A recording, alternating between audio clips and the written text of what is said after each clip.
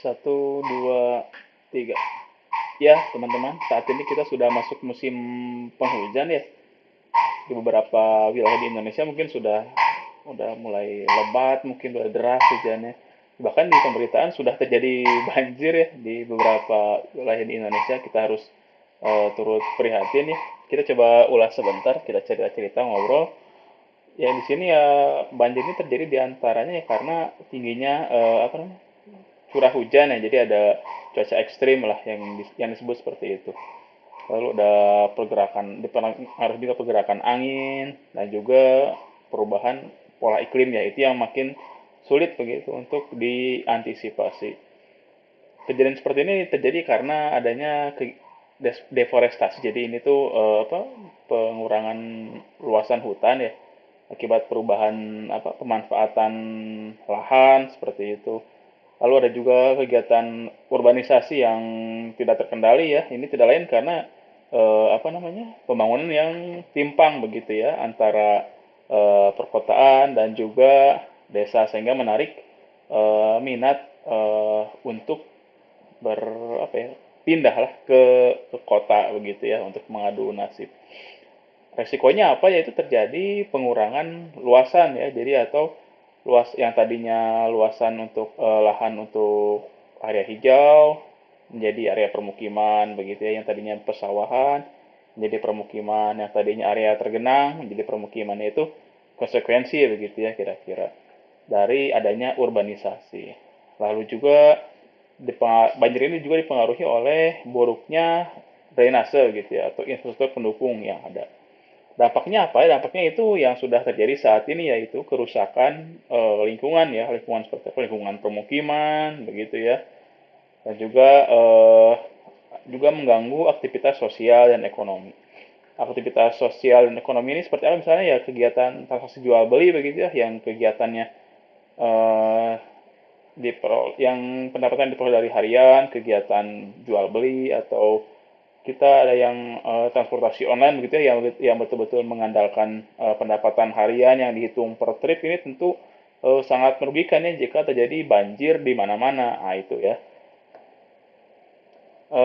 Kemudian itu dampak ekonomi di hulu. Jadi kita coba lihat ya, kalau di hulu ini sepertinya apa? Sebetulnya tuh di hulu ini juga ada kerugian juga. Jadi bukan cuma masyarakat yang di hilir yang mengalami kerugian, tapi yang di hulu ini yaitu betul ya terjadi karena mereka itu betul-betul ketergantungannya dengan hasil pertanian dan hutan sehingga dengan adanya hujan yang deras begitu terjadi banjir, maka terjadi juga kegagalan panen begitu ya. Sawah, ladang terendam begitu, tanaman mati, tanah rusak, kehilangan nutrisi. Jadi ini akibat dari erosi ya begitu ya. Jadi kan terkikis ya lapisan permukaan tanah, maka juga menjadi kehilangan nutrisi begitu ya. Risikonya apa? Yaitu nanti petani kemudian akan mengeluarkan uang lebih banyak begitu ya untuk pupuk atau stabilizer tanah begitu, kondisioner tanah begitu. Juga untuk selain itu dampaknya juga mengalami rusaknya alat pertanian atau infrastruktur pendukungnya seperti irigasi. Itu dampak yang terjadi di hulu. Sedangkan di hilir yaitu ini umumnya itu terjadi kerusakan fasilitas umum ya, fasilitas dasar seperti jalan, jembatan, lalu pasar. Jadi tentu akan mematikan ekonomi ya seperti itu. Lalu juga ini akibat yang dirasakan di hilir itu karena sudah banyak yang berusaha lah ya eh, pindah ke kota urbanisasi. Lalu akibatnya apa? Masyarakat yang betul-betul mengandalkan pendapatan harian seperti UMKM itu terpaksa tutup ya. Seperti di sini mungkin toko-toko juga tutup karena sebagian apalagi pedagang kaki lima ya sudah tidak bisa berjualan lagi begitu ya karena kondisinya banjir begitu. Nanti ya dampaknya pendapatan menurun begitu ya, pendapatan menurun, lalu juga termasuk dari transportasi artinya menghambat juga untuk persediaan barang, logistik begitu ya. Artinya aktivitas ekonomi menjadi lumpuh. Selain juga terjadi kerusakan apa properti pribadi seperti rumah, kendaraan, itu tentu terjadi kerusakan begitu ya. Terjadi kerusakan akibat dari banjir ini. Termasuk ya yang betul-betul mengandalkan pendapatan harian dari sektor informal ini ya cukup-cukup terdampak seperti yang tadi ya yang sudah diuraikan. Eh, Katakanlah berjualan setiap hari begitu ya, berjualan di pasar, berjualan kaki lima ataupun driver ojek online mengantar makanan begitu ya, mengantar pesanan, mengantar paket. Ini kan tentu terhambat begitu ya, ataupun biaya untuk transportasi menjadi lebih besar begitu. Jadi nanti bermuara pada gangguan distribusi barang begitu ya, nanti ada kelangkaan produk begitu. Hasilnya apa ya? Terjadi kelonjakan harga begitu ya, akibat transportasi. Bahkan di beberapa lokasi mungkin terjadi penutupan destinasi wisata begitu ya, karena mungkin akses ke sana ya terjadi banjir ya, walaupun bukan eh, destinasi wisata itu yang kebanjiran, tapi karena akses untuk menuju destinasi wisata tersebut banjir, ya maka menjadi terancam juga begitu ya. Itu yang perlu dipertimbangkan begitu ya, dampak-dampak dari kegiatan dampak-dampak dari kejadian banjir ini.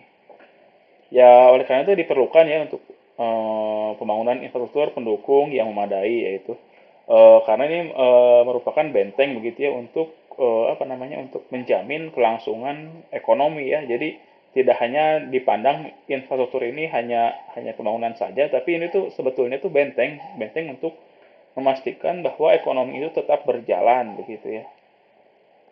Nah, jadi sini harus mampu juga untuk pembangunan ini harus mampu juga untuk mencegah ya terjadinya ketimpangan ekonomi di hulu dan di hilir begitu ya. Jadi yang di hulu itu tidak bisa menyuplai begitu ya, hasil pertanian, nanti harganya mahal ya karena perlu pemulihan lahan ya yang tadinya sudah berkurang nutrisi, jadi harus harus lebih banyak lagi penggunaan pupuk begitu ya.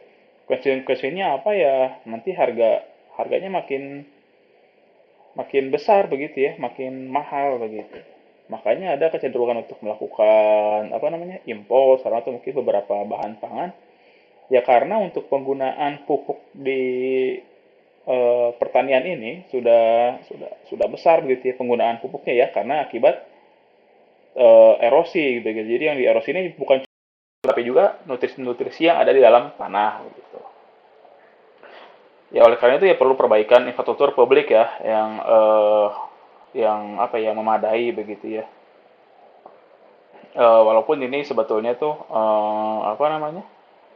membebani keuangan ya, tapi sebetulnya ini tuh betul-betul menopang begitu ya, menopang untuk memastikan tidak terjadinya dampak secara ekonomi. Jadi dari sini kita perlu lihat juga ya secara lebih lebih luas, lebih jauh lagi ya, lebih sistematis bahwa kita tuh perlu melakukan penanganan secara sistemik, membuat ekosistem yang tahan terhadap bencana. Jadi setiap pembangunan yang kita lakukan gitu, kita pertimbangan juga ya melalui beberapa aspek sehingga tidak memberikan dampak begitu ya, dampak kepada beberapa pihak terutama yang rentan. Siapa yang rentan? Yaitu kelompok marginal, siapa wanita begitu ya. Wanita kan termasuk kelompok yang rentan juga. Karena apa? Karena mereka yang betul-betul mengandalkan dari pendapatan harian. Ya, kira-kira itu yang bisa saya ceritakan. Ini semua ada di tulisan saya di blog lah ya. Jadi kita bisa akses ke sana, bisa lihat. Nanti boleh akses link yang saya kasih. Oke, terima kasih.